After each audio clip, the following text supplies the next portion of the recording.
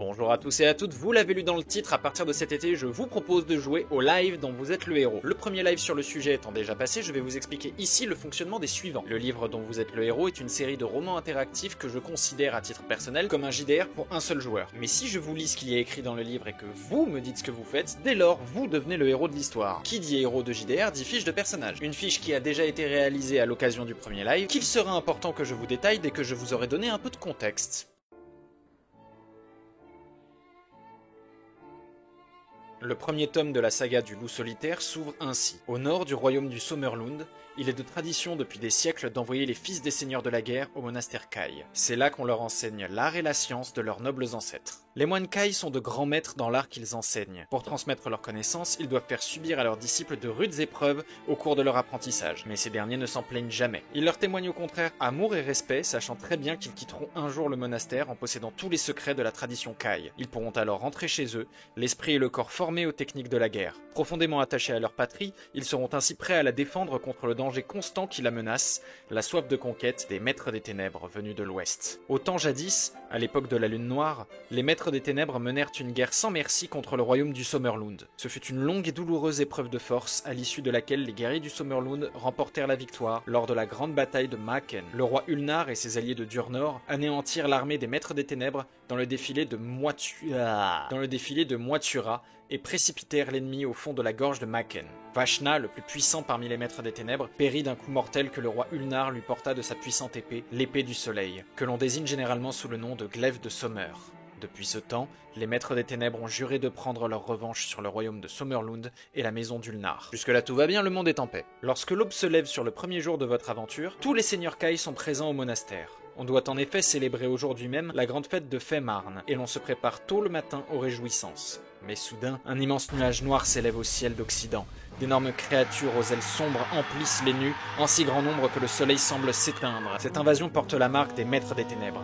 Les ennemis jurés du royaume du Sommerlund passent une nouvelle fois à l'attaque. La guerre a recommencé. En ce matin fatal, loup silencieux, c'est le nom qui vous a été donné par les moines Kai, est allé chercher du bois dans la forêt. C'est la corvée qu'on vous a assignée pour vous punir de votre inattention en classe. Or, sur le chemin du retour, vous apercevez tout à coup ce gigantesque nuage de créatures noires qui fond sur le monastère et semble l'engloutir aussitôt. Vous laissez tomber votre bois à terre et vous vous précipitez sur le lieu de la bataille. Mais les monstres noirs ont obscurci le soleil et il fait à présent si sombre que vous trébuchez contre une racine en tombant tête la première. Dans votre chute, vous heurtez violemment du front une branche basse qui vous assomme. Une fraction de seconde avant de perdre connaissance, vous avez cependant le temps de saisir du regard un terrifiant spectacle. Les murs du monastère Kai sont en train de s'écrouler sur eux-mêmes dans un fracas de tonnerre. Vous ne reprenez conscience qu'au bout de plusieurs heures, les larmes aux yeux, vous contemplez avec horreur le tas de ruines que l'ennemi a laissé derrière lui. Les guerriers Kai ont été ensevelis sous les décombres et il ne reste plus aucun survivant parmi vos compagnons. Avec une infinie douleur, vous levez alors votre visage vers le ciel, à nouveau clair, et vous faites le serment de venger la mort des moines et des seigneurs Kai. Vous ferez payer leurs crimes aux maîtres des ténèbres. Votre tâche d'ailleurs commence à l'instant même. Il vous faut en effet gagner la capitale du royaume pour prévenir le roi en personne de l'effroyable péril qui menace le pays. La grosse joie finalement. C'est ainsi que les livres racontent le début de l'histoire du loup solitaire. Mais comme je l'ai dit, tout bon début de partie de jeu de rôle nécessite de créer une fiche de personnage. Et cette fiche de personnage, tada! Là voilà, je vais vous expliquer comment elle marche. En tant que seigneur Kai, le loup solitaire maîtrise 5 disciplines Kai, que les viewers présents lors du premier live ont choisi. Le camouflage, lui permettant de se fondre dans le décor et dans n'importe quel milieu social.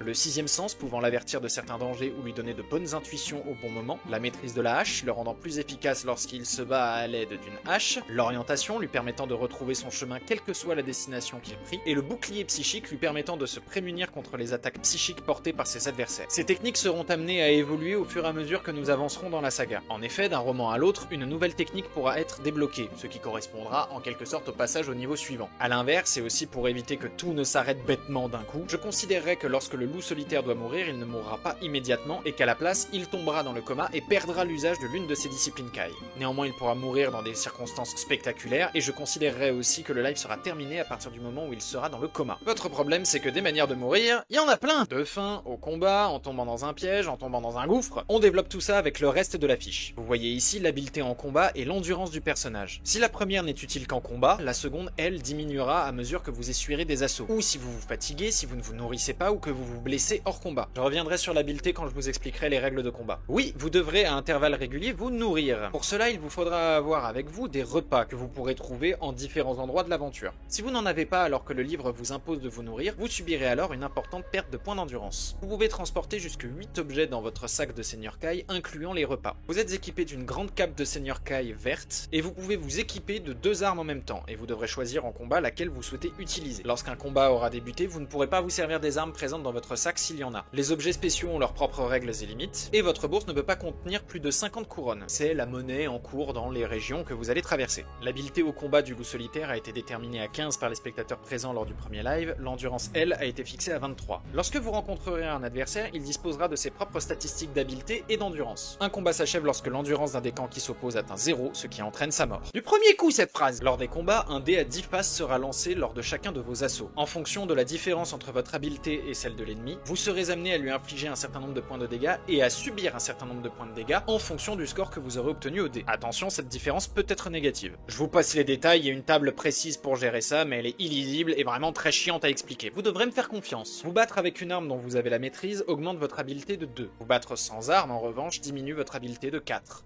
Mais comment ça se passe pour vous ? Comment vous faites pour jouer? Pour chaque embranchement de scénario, vous réaliserez toutes les prises de décision en exprimant votre avis dans le chat. En gros, je vous proposerai les alternatives qui s'offrent à vous, et la réponse qui reviendra le plus sera celle qui sera retenue. En combat, vous pourrez influer le résultat des dés grâce à vos points de chaîne, par le biais des bonus qui vous seront proposés. Ceux d'entre vous qui se sentent l'âme d'un maître des ténèbres pourront user de malus, pour essayer de mettre des bâtons dans les roues du loup solitaire. Le nombre de bonus et de malus que vous pourrez appliquer seront limités en nombre plutôt qu'en durée, et ce nombre variera d'un live à l'autre. Il est aussi prévu que nous improvisions un peu. Sans pour autant dénaturer l'œuvre ou dévier du scénario proposé, je pourrais vous proposer des choses qui ne figurent pas dans le livre, ou vous pourriez tomber sur certaines choses que le livre ne prévoit pas. Pas hyper clair cette phrase. Durant le live, vous pourrez me demander de réaliser certaines choses, je vous le permettrai si c'est possible et surtout pas trop chiant à mettre en place. Il y aura des visuels, des illustrations, les statistiques seront affichées. Au cours du live, la fiche de personnage sera mise à jour au fur et à mesure et vous pourrez y avoir accès grâce à cette commande. Je pense n'avoir rien oublié. Si ça vous intéresse, le prochain live du type se tiendra le 16 juillet sur notre chaîne Twitch, cette vidéo sortant normalement le 9 juillet, et les suivants prendront place à partir de mi-août et seront espacés de 2 ou 3 semaines. Si vous loupez ces lives, des versions avec un peu de montage, pas beaucoup, vous seront proposés sur la chaîne YouTube afin que vous puissiez savoir ce que vous avez loupé. Je vous donne donc rendez-vous le 16 juillet pour le prochain live dont vous êtes le héros. Merci mille fois de m'avoir regardé, merci mille fois de m'avoir écouté. Ciao.